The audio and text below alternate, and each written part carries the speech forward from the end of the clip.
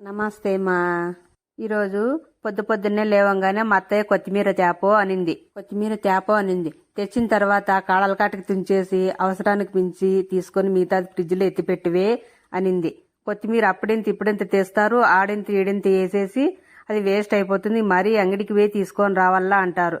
ఏం కాపురం చేస్తానేరే ఏంది అని మా అత్తయ్య గారు పొద్దున్నే తిట్టారు అక్కయ్య నన్ను. ఇదిగో ఈ అల్లం గుడక శుభ్రంగా కడిగి పక్కన పెట్టుకుని ఆ మూతలోని పెట్టు. ఆ డబ్బా ఉంది కదా, ఆ ప్లాస్టిక్ డబ్బాలో వేసి కింద పెట్టు, పాసిపోకుండా ఉంటుంది. పేపర్ పెట్టినా నేను ఆ పేపర్ కింద అట్లా వేసిన దానివల్ల తేమ అంతా పిలుచుకొని పాసిపోకుండా ఉంటుంది అని మా అత్తయ్య గారు ఎదుర్కొన్నారు అక్కయ్య. అందుకే మా అత్తయ్య చెప్పినట్లు నేను ఇలా పెట్టుకుంటున్నాను అనమాట.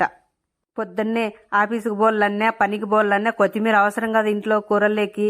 కొత్తిమీర లేకపోతే అసలు కూరలే టేస్ట్ ఉండవు. మరి కూర చేయమంటే దీంట్లో కొత్తిమీర లేదు అత్తయ్య అని మళ్ళీ నన్ను అడుగుతుంది. 10 రూపాయలు ఈ అత్తయ్య తెస్తాను అంటుంది. 10 రూపాయలు ఎట్లొస్తుందమ్మా? మనము కొత్తిమీర 10 రూపాయలు ఇచ్చినప్పుడు శుభ్రంగా ఎత్తిపెట్టుకుంటే ఎప్పుడు మన ఇంట్లో కొత్తిమీర రెడీగా ఉంటుంది కదా. మనకి ఇష్టం వచ్చిన కూరలే కొత్తిమీర కూర వేసుకొని తినచ్చుగా. అందుకే మా అత్తయ్య గారు పొద్దున్నే సిరాబరా తిట్టి, ఇలా కొత్తిమీర స్టోర్ చేసుకుని ఫ్రిడ్జ్లో పెట్టుకోయే తిక్క ముఖం దానా, నీకెన్నిసార్లు చెప్పల్లా, కాపురం చేసేది రాదా అని ఏమేమో తిట్టింది అక్కయ్య గారు నన్ని. అందుకే ఇలాగ పెట్టుకున్నాను అనమాట. మీకు కూడా మా అత్తయ్య చెప్పినట్ల నచ్చితే ఇలా చేసుకోండి అక్కయ్య. మన అత్తయ్య గారితో మనకి తిట్లుండవు. మన ఇంట్లో ఎప్పుడు కొత్తిమీర రెడీలో ఉంటుందన్నమాట కదండి అక్కయ్య గారు.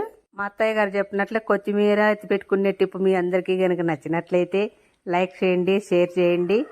బాయ్ అక్కయ్య గారు. ఫ్రిడ్జ్లో కొత్తిమీర పెట్టేశాను.